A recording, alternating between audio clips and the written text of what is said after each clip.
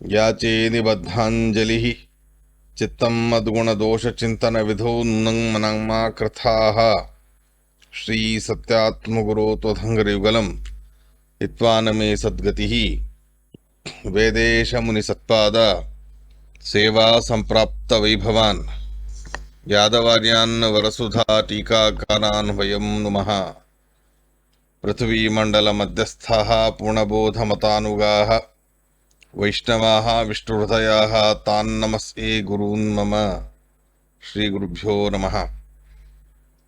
सृष्टस्थित्यप्ययः नियतिधितमो बन्धमोक्षाश्च यस्मात् अस्य श्रीब्रह्मरुद्रप्रभृतिः सुरनरद्वीषशत्रुरात्मकस्य विष्णोर्व्यस्ताः समस्ताः सकलगुणनिधिः सर्वदोषव्यपेतः पूर्णानन्दो अव्ययो यो गुरुरपि परमः चिन्तयेतं महान्तम् जन्माद्यस्य यतोऽन्वयादितरतश्चार्थेष्वभिघ्नस्वराट् तेने ब्रह्मरदाय आदिकवये मुह्यन्ति यं सूरयः तेजो वारिमृदां यथा विनिमयो यत्र त्रिसर्गो मृषा धाम्ना स्वेन सदा निरस्तकुहकं सत्यं परं धीमहि धर्मप्रोज्झितकैतवोऽत्र परमो निर्मत्सराणां सतां वेद्यं वास्तवमत्र वस्तुशिवदं तापत्रयोन्मूलनम् श्रीमद्भागवते महामुनिकृते किं वा परैरीश्वरः सद्योरुद्धवरुध्यते यत्र कृतिभिः शुश्रूषुभिस्तत्क्षणात् निगमकल्पतरुर्गलितं फलं शुकमुखादमृतद्रवसंयुतं पिबत भागवतं रसमालयं मुहुरहो रसिकाः भुवि भावुकाः नैमिषे निमिषक्षेत्रे ऋषयः शौनकादयः सत्रं स्वर्गाय लोकाय सहस्रसम्भमासत् यं प्रव्रजन्तमनुपेतमपेतकृत्यं द्वैपायनो विरहकातर आजुहाव पुत्रेति तन्मयतया तरवोऽपि नेदुः तं सर्वभूतहृदयं मुनिमानतोऽस्मि। स्वस्य सुसतामखिलसन्मङ्गलानि भवन्तु। श्लोकैकपठनश्रवणमात्रेण वक्तुश्च श्रोतॄणां निखिलकलिकृतकल्मषापनोदनपटुतरे धर्माद्यखिल पुरुषार्थ साधनीभूते श्रीमद्भागवत तात्पर्य निर्णये अद्य किञ्चित् पूर्वकथा प्रमेय अनुवादः।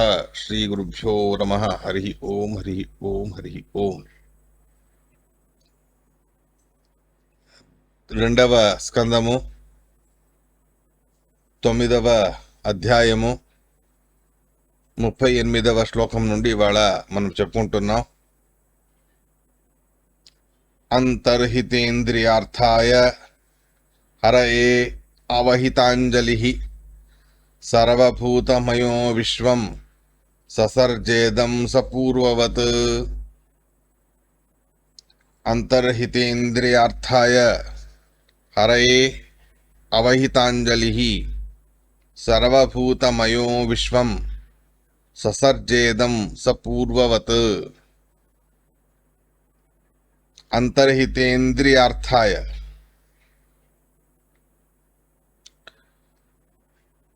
ఇంద్రియాలకు గోచరము కానటువంటి రూపము కలిగిన వాడు అతీంద్రియుడైన వాడు భగవంతుడు.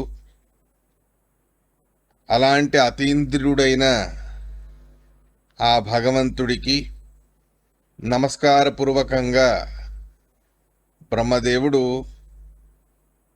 తన దాస్యాన్ని తెలియజేసి సర్వభూతమయో విశ్వం, సకల భూతాత్మకంగా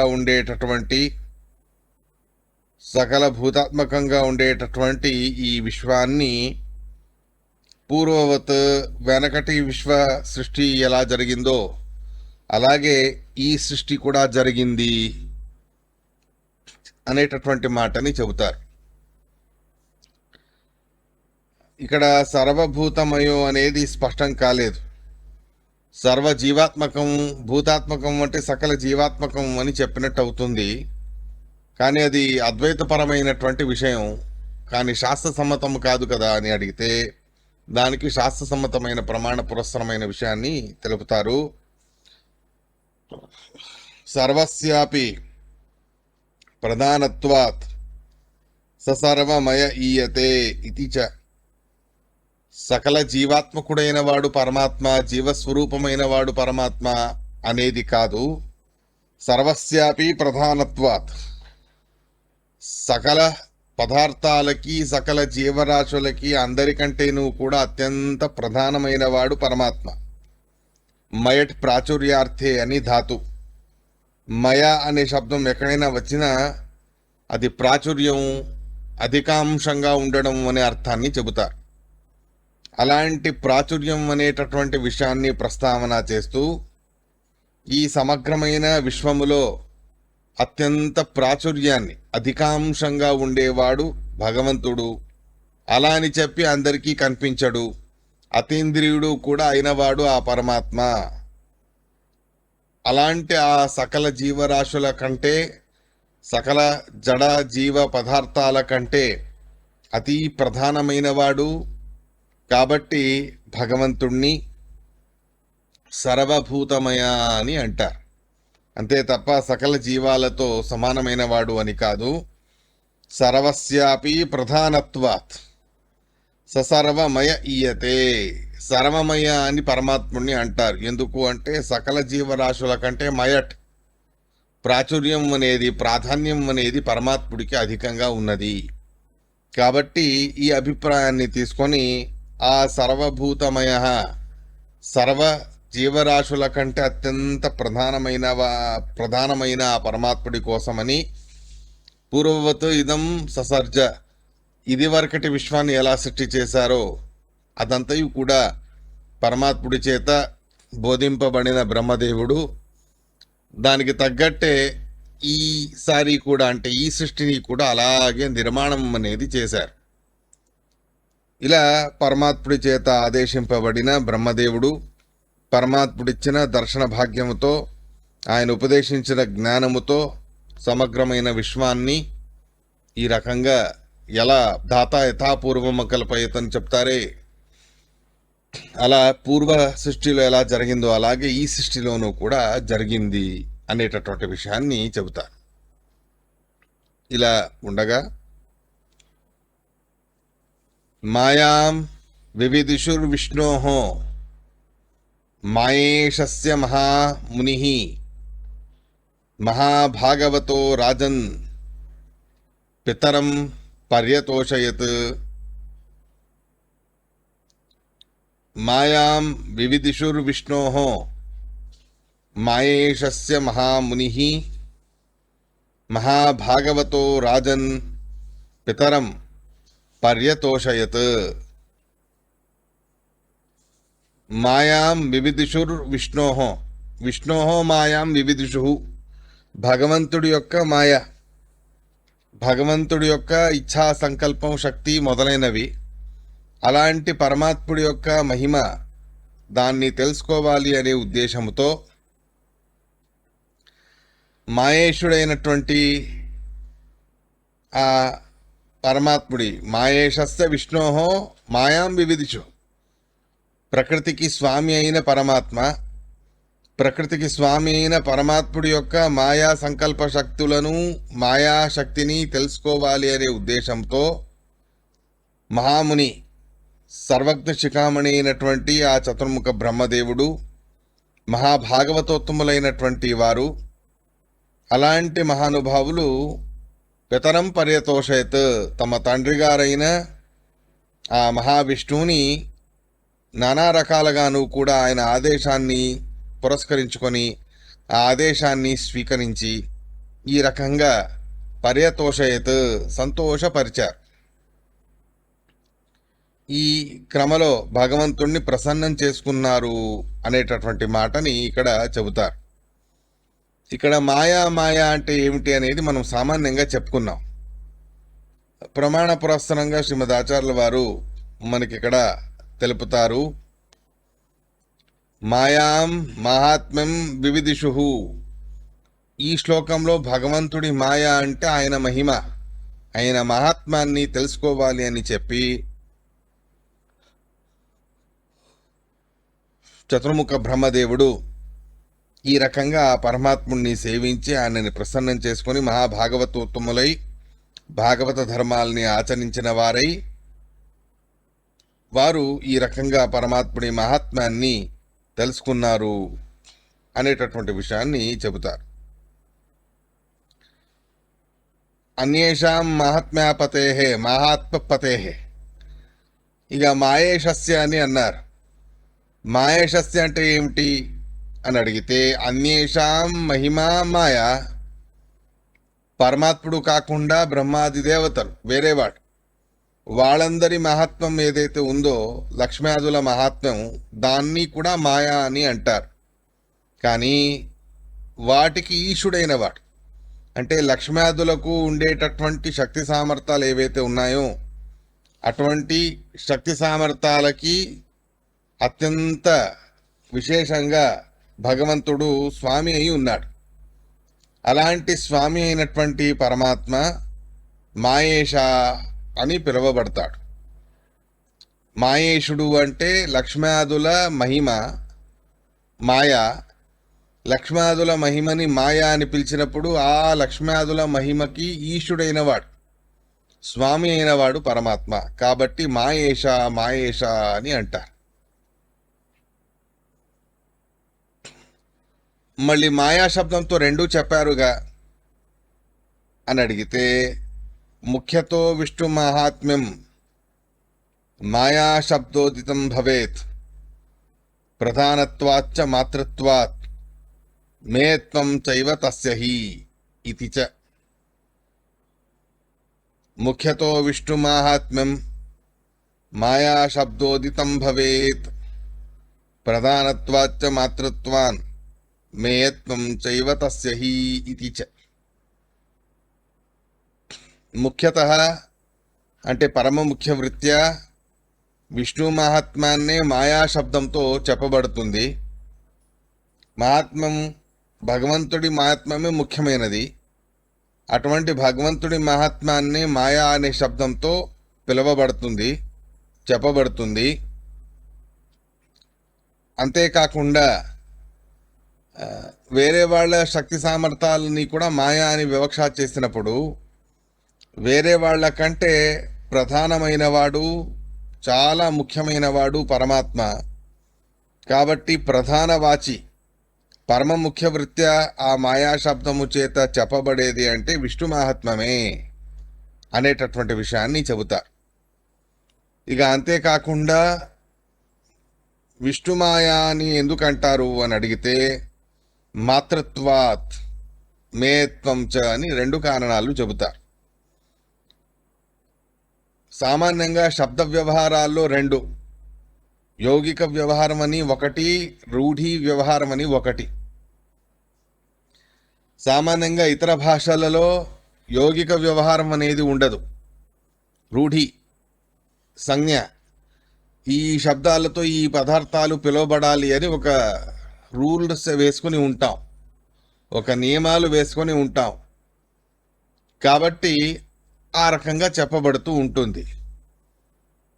ఇప్పుడు యాపిల్ అని అంటారు. యాపిల్ అనే శబ్దానికి మనం యాపిల్ని అర్థం చేస్తాం, అంటే సేబ్ని అర్థం చేస్తాం. అలాంటి ఆ సేబ్ని అర్థం చేయడం అంటే దానికి యౌగిక అర్థం లేదు, రూఢి అర్థం ఉంది. యాపిల్ అనే శబ్దంతో సేబే పిలువబడుతుంది, గ్రేప్స్ అనే శబ్దంతో అంగూర్లు పిలువబడతాయి, డేట్స్ అనే శబ్దంతో ఖర్జూరాలు పిలువబడతాయి. ఈ రకంగా ఒక్కొక్క శబ్దంతో ఒక్కొక్క నియమాన్ని పెట్టుకొని ఈ పదార్థాలు పిలువబడతాయి అని నియమం పెట్టుకున్నారు. దానికంతా రూఢి, అలవాటు ఉన్నది. ఆ అలవాటు క్రమంగా వాళ్ళు చెప్పుకుంటూ వెళ్తారే తప్ప దానికి యౌగికార్థం అనేది లేదు. ఇప్పుడు సంస్కృతంలో అలా కాదు, రూఢ్యర్థాలు ఉంటాయి, యౌగికార్థాలు కూడా ఉంటాయి. ఇప్పుడు పంకజ అని అంటే కమల పుష్పం. కమల పుష్పాన్ని పంకజ అని ఎందుకు అంటారు అంటే, పంకే జాయతేతి పంకజ, బురదలో పుడుతుంది కాబట్టి పంకజం అని కమల పుష్పాన్ని మనం అంటాం. అలా రూఢి యౌగికార్థాలు అని రెండు రకాలుగా ఉంటే, సామాన్యంగా మాయా అనే శబ్దం రూఢి అర్థము కూడా విష్ణు మహాత్మ్యాన్నే చెబుతుంది, యౌగికార్థము కూడా రెండు రకాలుగా చెప్పబడుతూ ఉంటుంది. ఏంటది అని అంటే మాతృత్వాత్ మేత్వం చైవ. మాతృత్వం మేయత్వం. మాతృత్వం అంటే ఏమిటిది? మాతి ఇతి మాయ, మియతే ఇతి మాయ. మాతృత్వాత్ మేయత్వాత్ అంటే తెలియబడుతుంది, మాతి తెలుసుకొనబడుతుంది అనేటటువంటి అర్థాన్ని పెట్టుకొని మాతృత్వాత్ తెలుసుకొనబడుతుంది, తెలుసుకోవలసినటువంటిదై ఉన్నది, తెలుసుకోదగినదై ఉన్నది. ఈ అభిప్రాయాన్ని మేయత్వం అని అన్నారు. మేయత్వము మాతృత్వము తెలియజేసుకోవలసినది మాతి, అంటే తెలియబడేటటువంటిది, తెలుసుకోవలసినది. ఇలా రెండు అర్థాలను కూడా మాయా శబ్దానికి చెప్పారు. ఈ అభిప్రాయాన్ని తీసుకుని కూడా తెలుసుకోవలసినది, తెలియబడేటటువంటిది అనేటటువంటి అర్థాన్ని తీసుకొని విష్ణు మహాత్మాన్ని వివిధిషు తెలుసుకోవాలి అని చెప్పి చతుర్ముఖ బ్రహ్మదేవుడు, ఆయనే చెప్పాలిగా, బ్రహ్మదేవుడికి భగవంతుడే తన మాయాశక్తి గురించి, తన మహాత్మం గురించి చెప్పాలి. అలాంటి తన మహాత్మం గురించి చెప్పాలి అంటే పరమాత్ముడిని ప్రసన్నం చేసుకోవాలి. ప్రసన్నం చేసుకోవాలంటే ఆయన చెప్పినట్టు ఈయన నడుచుకోవాలి. అలా బ్రహ్మదేవుడు భగవంతుడు చెప్పిన ప్రకారంగా నడుచుకొని, అలా వ్యవహరించుకొని, దానికి తగ్గట్టే భగవంతుణ్ణి ప్రసన్నం చేసుకుని ఆయన ద్వారా ఆయన మహాత్మాన్ని తెలియజేసుకున్నారు, ఆయన మహాత్మాన్ని తెలుసుకున్నారు అనేటటువంటి విషయాన్ని చెబుతా. ఇలా మాయా శబ్దంతో భగవంతుడి మహాత్మ్యం అనే అర్థాన్ని ప్రమాణ పురస్సరంగా మనకు ఆచార్యుల వారు తెలిపారు. ఇలా ఉండగా నారద ప్రాహమునయే సరస్వత్యాస్తటే నృప ఝాయతే బ్రహ్మ పరమం వ్యాసాయామిత తేజసే.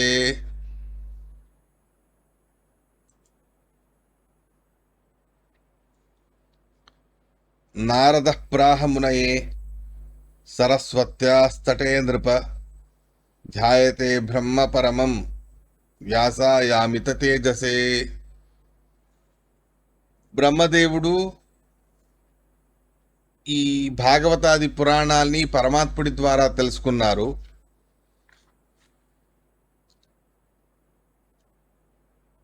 అదే భాగవత పురాణ మహాత్మ్యాన్ని ప్రసన్నుడై బ్రహ్మదేవుడు తన కుమారుడైన నారద మహర్షికి ఉపదేశం చేశారు. నారద మహర్షి సరస్వతి నదీ తీరంలో ఉండేటటువంటి వేదవ్యాస పరమాత్ముడికి ఈ భాగవత తత్వాన్ని ఉపదేశం చేశారు అని చెబుతారు.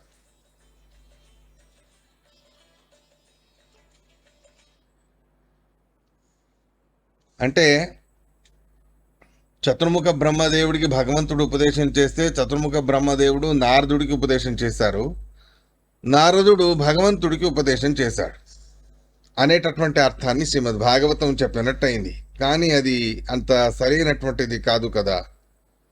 కాబట్టే శ్రీమద్ ఆచార్యుల వారు దీనికి తాత్పర్య నిర్ణయాన్ని చెబుతారు. ఏమిటి అంటే హరిర్వ్యాసాది రూపేణ సర్వజ్ఞోపి స్వయం ప్రభుః శృణోతి నారదాదిభ్యో మోహాయేషాం ప్రసిద్ధయే ఇది పాద్మే. పద్మపురాణంలో చెప్పినటువంటి తత్వం. హరిర్వ్యాసాది రూపేణ సర్వజ్ఞోపి స్వయం ప్రభుః శృణోతి నారదాదిభ్యో మోహాయేషాం ప్రసిద్ధయే. హరిర్వ్యాసాది రూపేణ ఉపదేశం చేసింది శ్రీమన్నారాయణుడే బ్రహ్మదేవుడికి. అదే నారాయణుడు వేదవ్యాసుడే అవతరించారు. అవతారంలో సర్వజ్ఞత్వాన్ని కోల్పోతారు అనేది లేదు. నేహ నానాస్తి కించన అనే వేదాలు ఆ విషయాన్ని చెబుతాయి. కాబట్టి మూల రూపంలో సర్వజ్ఞుడయ్యాడు పరమాత్ముడు అంటే అవతార రూపంలోనూ అంతే. పరమాత్ముడికి అవతార రూపాలకి మూల రూపానికి ఏ వ్యత్యాసం అనేది లేదు. అలా ఉన్నప్పుడు ఈయనెందుకు భాగవతాన్ని నారద మహర్షి ద్వారా విన్నారు అని అడిగితే, ఏషాం మోహాయ, ఈ దైత్యులకు మోహం కలగజేయాలి. భగవంతుడికి అజ్ఞానం అనేది ఉన్నది. అలాంటి అజ్ఞానంతోనే ఆయన తెలియదు, పాపం భాగవతం ఆయనకి తెలియదు కాబట్టి నారద మహర్షి ఉపదేశం చేశాక ఆయన తెలుసుకున్నారు అనే భ్రమ అసురులకి కలగాలి అని చెప్పి కావాలని భగవంతుడు ఈ రకంగా చేయడం అనేది జరుగుతుంది. అంత మాత్రాన పరమాత్ముడికి తెలియదు అని అర్థం కాదు. పరమాత్ముడికి అన్నీ తెలుసు, సర్వజ్ఞ శిఖామణి. అయినా కూడా అసుర మోహనం కోసం అనేది కొత్తగా తను నారదాదుల ద్వారా ఉపదేశం పొందినట్టు నాటకం అనేది చేస్తాడు. ఈ రకంగా నారద మహర్షి అదే భాగవతాన్ని వేదవ్యాస పరమాత్ముడికి చెప్పడం, ఆయన రాయడం అని ప్రసంగం, విషయ ప్రసంగం అనేది ఇంతుంది భాగవతంలో. ఏది వేదవ్యాస పరమాత్ముడు రాశారో అదే నేను నీకు చెప్తున్నానైనా పరీక్షిత మహారాజా అని శుకాచార్యుల వారు పరీక్షిత మహారాజు గారికి చెప్తూ ఉన్నారు. యదుతాహం త్వయా పృష్టో వైరాజాత్ పురుషాదిదం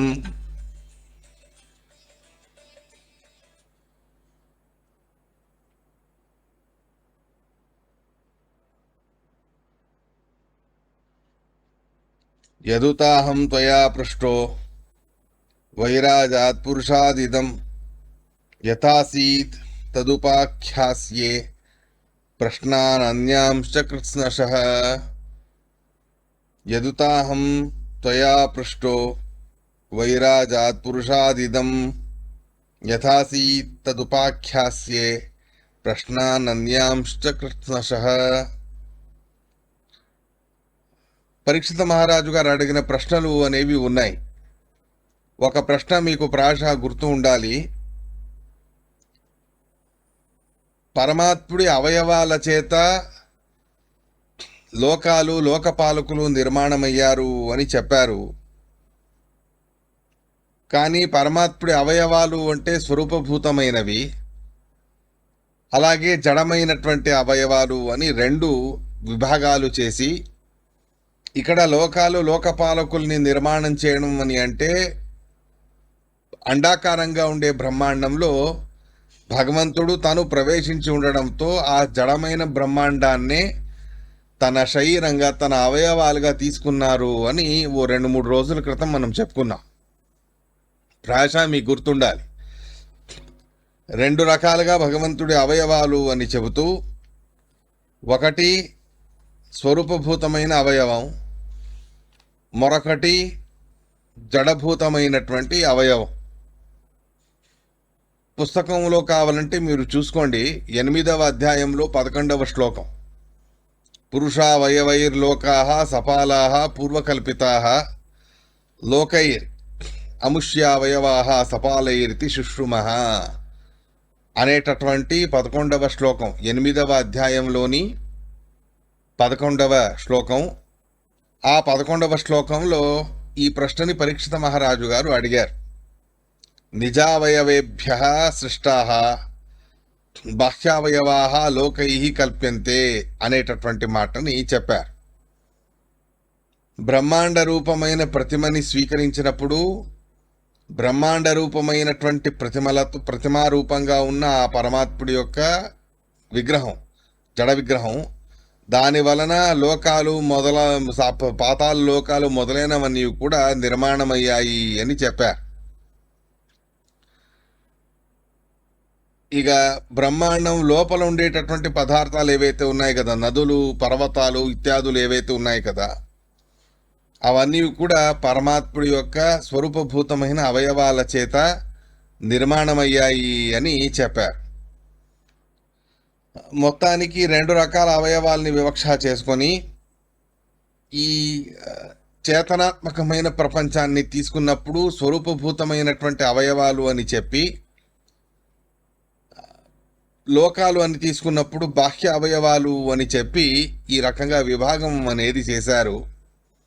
బ్రహ్మాండ అంతర్గతమైన వస్తుజాతం మరియు లోకాలు ఇవన్నీ కూడా వైరాజ వైరాజ అనబడే పరమాత్ముడి చేత నిర్మితమయ్యాయి, ఆయన అవయవాల చేత నిర్మాణమయ్యాయి అని అడిగారు. దాన్ని స్పష్టీకరణ చేయండి అని పరీక్షిత్ మహారాజు గారి ప్రశ్న. ఆ ప్రశ్నను ఇక్కడ గుర్తు చేసుకొని దానికి సమాధానంగా నీకు అదే శ్రీమద్ భాగవతాన్ని నేను చెప్తాను. ఏదైతే భగవంతుడు బ్రహ్మదేవుడికి చెప్పారో, బ్రహ్మదేవుడు నారద మహర్షికి, నారదుడు వేదవ్యాసుల వారికి చెప్పారో అదే నీకు నేను చెప్తున్నాను అని శుకాచార్యుల వారు ఈ ప్రసంగాన్ని చెప్తూ ఉన్నారు. యదుతాహం త్వయా పృష్టో వైరాజాత్ పురుషాదిదం యథాసీత్ తదుపాఖ్యాసే ప్రశ్నానన్యాంశ కృత్నశ. వైరాజాత్ విరాట్ నామకుడైనటువంటి పరమాత్ముడు, ఆ విరాట్ నామకుడైన పురుషనామకుడైన పరమాత్ముడి చేత ఈ సమగ్రమైనటువంటి వస్తుజాతం అనేది నిర్మాణమైనది. అది ఎలా నిర్మాణమైందా అనేటటువంటి విషయం మరియు వేరు వేరు ప్రశ్నలు కూడా నువ్వు అడిగావు. వాటికి సమాధానంగా ఈ శ్రీమద్ భాగవతాన్ని నీకు ఉపదేశం చేస్తాను అని చెప్పారు. ఇక్కడ కొంచెం స్పష్టీకరణను ఇస్తారు శ్రీమద్ ఆచార్యుల వారు. వైరాజాత్ పురుషాదిదం అని అన్నారుగా. విరాట్ బ్రహ్మ సముద్దిష్ట తద్గత పరమో యతః అతో వైరాజమిత్యేనం ఆహుర్ ఈషత్వతో విరాట్ ఇది బృహత్ సంహితాయ. బృహత్ సంహిత అనేటటువంటి గ్రంథం. ఆ గ్రంథంలో స్పష్టంగా ఈ విషయాన్ని చెప్పి ఉన్నారు. విరాట్ బ్రహ్మ, విరాట్ విరాట్ అంటే చతుర్ముఖ బ్రహ్మదేవుడు. ఆ చతుర్ముఖ బ్రహ్మదేవుడి అంతర్యామిగా సర్వోత్తముడైన పరమాత్ముడు ఉన్నాడు. కాబట్టే విరాట్ అంతర్యామిగా సర్వోత్తముడైన పరమాత్ముడు ఉన్నాడు అని చెప్పి ఆ పరమాత్ముడిని వైరాజ వైరాజ అని అంటారు. సర్వస్వామి అయి ఉన్నాడు కాబట్టి కూడా విరాట్ అని కూడా అనబడతాడు. అంటే విరాట్ అనేది బ్రహ్మదేవుడి పేరు. బ్రహ్మదేవుడి అంతర్యామిగా పరమాత్ముడు ఉన్నాడు కాబట్టి వైరాజ అని అంటారు ఆయన్ని. అలాగే సర్వస్వామి అయి ఉన్నాడు కాబట్టి కూడా విరాట్ అని కూడా అనబడతాడు పరమాత్మ. రెండు పేర్లు పరమాత్ముడివే. సో ఆ రకంగా వైరాజ పురుషుడి ద్వారా బ్రహ్మాండాంతర్గతమైన పర్వతాలు, నదులు ఇత్యాదులన్నీ కూడా నిర్మాణం అయ్యాయని చెప్పారుగా. ఆ నిర్మాణం అవ్వడానికి తన స్వరూపేంద్రియాలతోనే వాటిని నిర్మాణం చేశాడు. ఇక మిగిలిన లోకాలు అనేవి ఏవైతే ఉన్నాయో వాటిని తను ప్రతిమారూపంగా ఉండేటటువంటి బ్రహ్మాండం, ఆ ప్రతిమారూపంగా ఉండేటటువంటి బ్రహ్మాండాన్ని తీసుకొని ఆ బ్రహ్మాండం ద్వారా ఈ సమగ్రమైన సప్తలోకాలు మొదలైనవన్నీ కూడా నిర్మాణం చేశాడు పరమాత్ముడు అని చెప్తూ ఉన్నారు. సో ఈ రకంగా మనకు 45వ శ్లోకంతో ద్వితీయ స్కంద భాగవతం 9వ అధ్యాయం అనేది సమాప్తమవుతుంది. 10వ అధ్యాయాన్ని మనం తీసుకుంటే 10వ అధ్యాయంలో 3వ శ్లోకానికి ఆచార్యుల వారి తాత్పర్యం అనేది ఉన్నది. ఏమిటది 3వ శ్లోకం అని అడిగితే, భూతమాత్రేంద్రియధియాం జన్మసర్గ ఉదాహృతః బ్రహ్మణో గుణవైషమ్యాత్ విసర్గః పౌరుష స్మృతః. భూతమాత్రేంద్రియధియాం జన్మసర్గ ఉదాహృతః బ్రహ్మణో గుణవైషమ్యాత్ విసర్గః పౌరుషః స్మృతః. భూతమాత్రేంద్రియధియా సర్గ విసర్గం గురించి అడిగాడు పరీక్షిత మహారాజు గారు. అదే అధ్యాయంలో సర్గ విసర్గ అనబడేటటువంటివి ఏవైతే ఉన్నాయో వాటిని నీకు తెలియజేస్తాను విను అని వాటికి సమాధానం అనేది చెబుతారు శుకాచార్యుల వారు ఈ ముందు వచ్చేటటువంటి అధ్యాయాల్లో. ఇలా నానా ప్రశ్నలు కూడా పరీక్షిత మహారాజు గారు అడగడం అనేది జరిగింది. అలా ప్రశ్నలు అడిగినటువంటి పరీక్షిత మహారాజు గారి యొక్క ప్రశ్నలకి సమాధానంగా ఈ శ్రీమద్ భాగవత పురాణాన్ని ఒక్కొక్క అంశగా చెబుతూ వస్తున్నారు శుకాచార్యులు వారు. సర్గ విసర్గ అనబడేవి ఉన్నాయి. స్థానం, పోషణ, ఊతి మన్వంతర ఇత్యాదులన్నీ కూడా పురాణాల్లో చెప్పబడతాయి.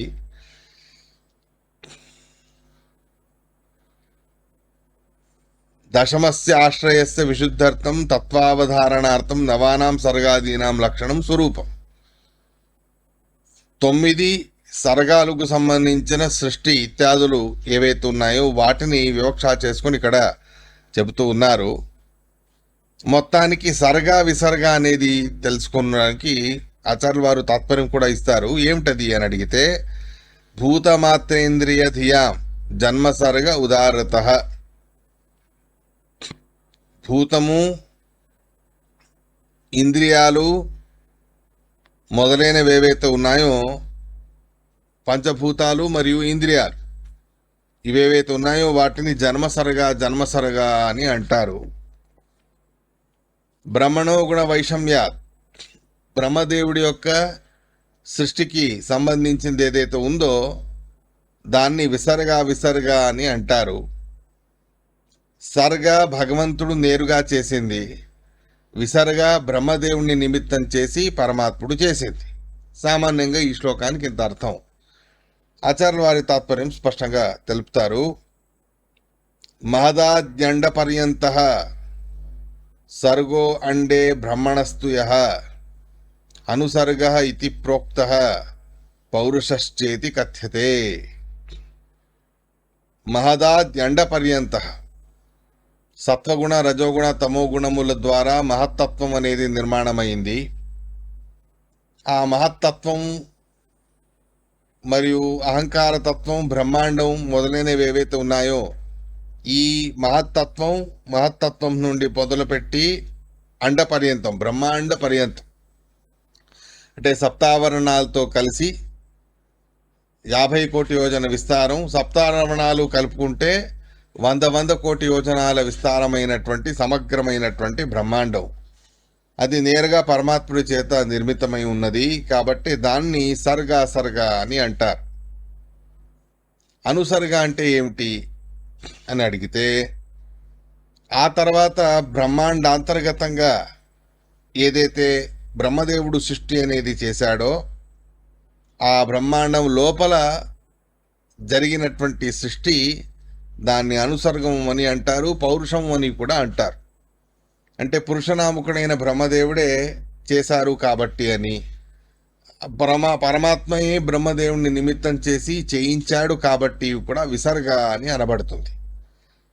మొత్తానికి బ్రహ్మదేవుడి దాకా, మహత్తత్వం దాకా, బ్రహ్మాండం దాకా నిర్మాణం అనేది ఏదైతే జరగాలో ఆ సమగ్రమైన బ్రహ్మాండం దాకా నేరుగా పరమాత్ముడే చేశాడు కాబట్టి అది సర్గ. బ్రహ్మాండం లోపల మిగిలిన లోకాలు, ఇతర పదార్థాలు మొదలైనవన్నీ కూడా బ్రహ్మదేవుడు నిర్మాణం చేశారు. దాన్ని అనుసర్గ అని అంటారు, లేదా పౌరుష అని కూడా అంటారు. పంచభూత సమూహేన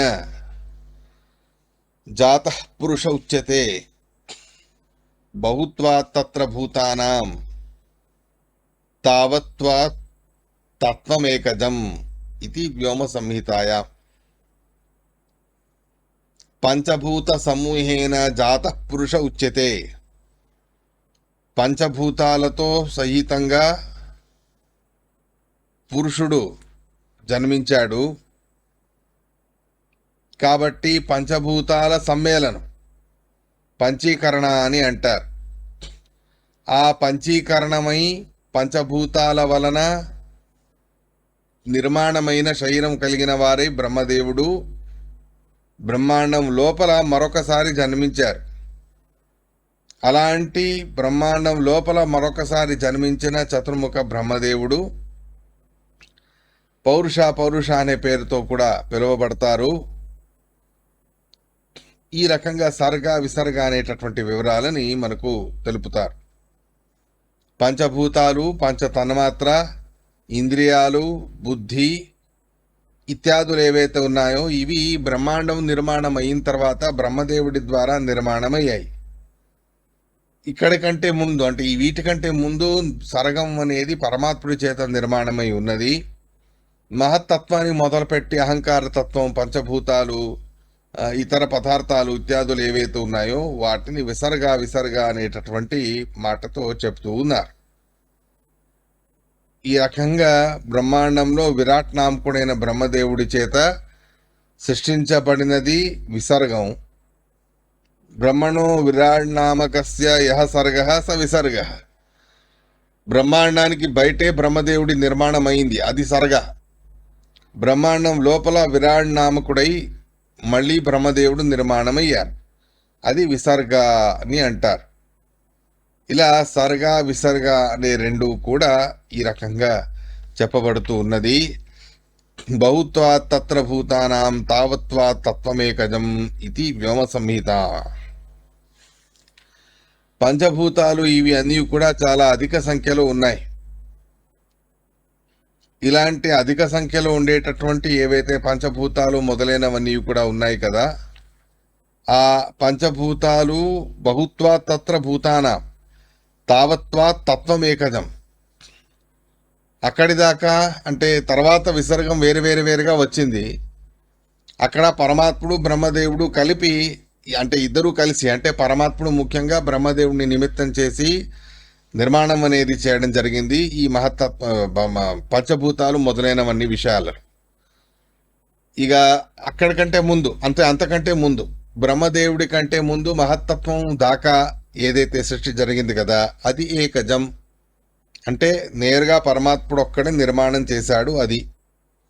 తర్వాత విరాణామకుడైన బ్రహ్మదేవుని నిమిత్తం చేసి చతుర్దశ భువనాలు, పంచభూతాలు, వివిధ రకాలుగాను కూడా జీవరాశులు, ఇతర పదార్థాలు మొదలైనవి ఏవైతే ఉన్నాయో వాటినన్నింటినీ కూడా పరమాత్ముడు బ్రహ్మదేవుడు కలిసి చేశారు. అంటే బ్రహ్మదేవుణ్ణి నిమిత్తం చేసి పరమాత్ముడు చేశాడు, అది విసర్గం అని అనిపించుకుంటుంది.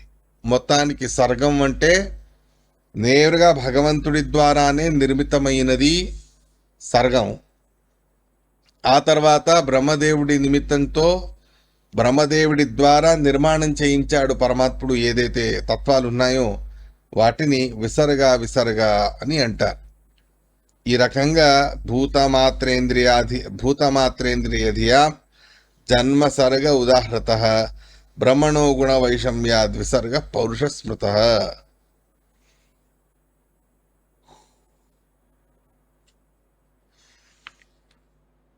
ఇలా సర్గం విసర్గం ఇత్యాదులన్నీ కూడా చెబుతారు. స్థితి అని అడిగితే, అంటే పురాణం దశలక్షణం అని చెప్పారు, పురాణాల్లో 10 లక్షణాలు ఉన్నాయి అని అన్నారు. ఆ 10 లక్షణాల్లో సర్గ విసర్గ అనేవి 2.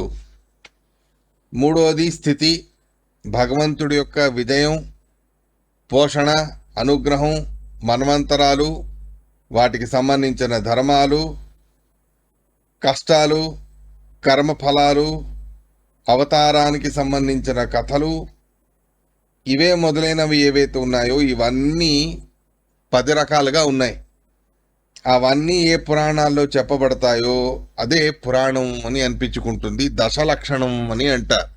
సర్గ విసర్గ మొదలైనవన్నీ కలిపి భగవంతుడి స్థితి, విజయం, అనుగ్రహం మొదలైనవన్నీ కూడా చెప్పేది. మన్వంతరాధిపతుల కథలు, మన్వంతర కథలు, వాటిలో ఉండే ధర్మాలు, జీవులకి సంబంధించిన కర్మలు, ఆ కర్మల ఫలితాలు, ఇవే మొదలైనటువంటి వేరే పదార్థాలు అనేవి ఏవైతే ఉన్నాయో, వేరే విషయాలు ఏవైతే ఉన్నాయో వాటినన్నింటినీ కలిపి పురాణం దశలక్షణం అని చెబుతారు. అవేమిటన్నదాన్ని ఒకటొకటిగా చెప్తూ వచ్చారు ఇక్కడ. మళ్ళీ తాత్పర్యం అంటే 6వ శ్లోకానికి ఉన్నది. నిరోధో అస్యానుశయనం ఆత్మనఃసహ శక్తిభిః ముక్తిర్హిత్వా అన్యథా రూపం స్వరూపేణ వ్యవస్థితి. ఇవన్నీ కూడా ఎక్కడ చెప్పబడతాయో వాటిని పురాణం అని అంటారు. నిరోధం అంటే ప్రళయం, అనుశయనం ఆత్మనఃసహ శక్తిభిః, ప్రళయమైన తర్వాత పరమాత్ముడు తన స్వరూపభూతమైన శక్తులతో పాటు యోగ నిద్రలో ఉపక్రమించి ఉంటాడు. జీవుడు ముక్తిర్హిత్వ అన్యథా రూపం, మోక్షాన్ని పొందడం, తన స్వరూపభూతమైనది కాకుండా జడ రూపమైనటువంటిది ఏదైతే తన యొక్క పరిస్థితి అనేది ఉన్నదో అది కాకుండా మోక్ష రూపం అంటే స్వరూపభూతంగా ఉండే అవస్థ, స్వరూపభూతంగా ఉండేటటువంటి అవస్థ, అటువంటి అవస్థని మోక్షం అని అంటారు. ఇవన్నీ కూడా చెప్పబడతాయి. దశలక్షణాలు ఏవైతే పురాణాలు ఉన్నాయో వాటిలో ఇవన్నీ కూడా చేరుకొని ఉన్నాయి అని చెబుతారు. తాత్పర్యాన్ని ఇస్తారు ఆచార్యుల వారి ఈ శ్లోకానికి.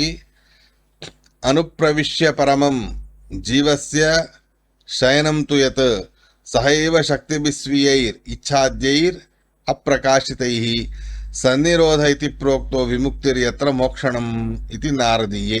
నారద పురాణంలోనూ కూడా ఇదే విషయాన్ని చెప్పారు. అనుప్రవిశ్య పరమం జీవస్య శయనం తు యత్,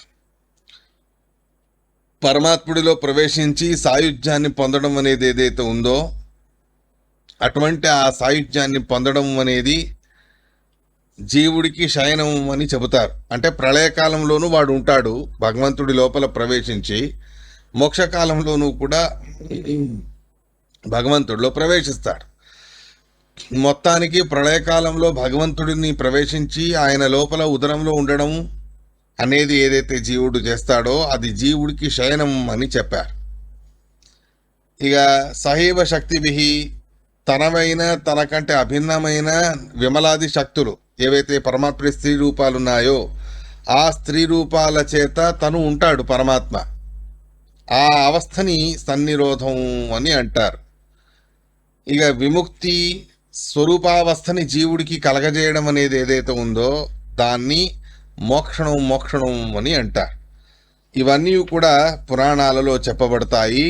ఇవన్నీ ఉన్నవే పురాణం అని అర్థం చేసుకోవాలి అనేటటువంటి విషయాన్ని చెబుతారు. ఇవాటికి ఇంతటితో సమాప్తమవుతుంది. ఆభాస నిరోధ యతస్తత్రం తత్రయమీయతే, ఇవే మొదలైనటువంటి వాటికి వివరాలు కూడా ముందు చెబుతారు. అవేమిటా అన్నదాన్ని నెక్స్ట్ పాఠంలో తెలుసుకుందాం. ఇవాటికి శ్రీకృష్ణ అర్పణమస్తు.